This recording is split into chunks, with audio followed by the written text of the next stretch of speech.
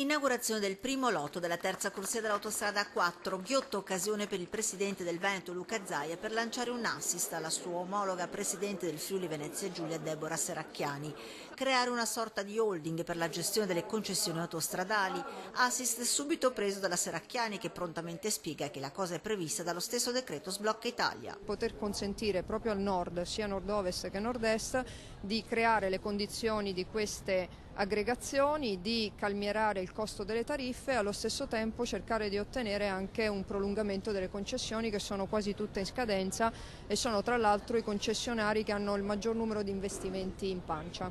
Passante e terza corsia ben rientrerebbero in tale gestione, primo lotto della tanto attesa terza corsia che viene consegnato in anticipo sui tempi. Questi sono cantieri consegnati 8 mesi prima, stiamo parlando della terza corsia, il tratto Quarto Daltino San Donà e per noi significano 18 km e mezzo di infrastruttura. 18,5 km di autostrada, 5 sottopassi, 9 cavalcavie e 5 ponti danno la dimensione dell'opera. Opera cerniera, il ponte sul Piave.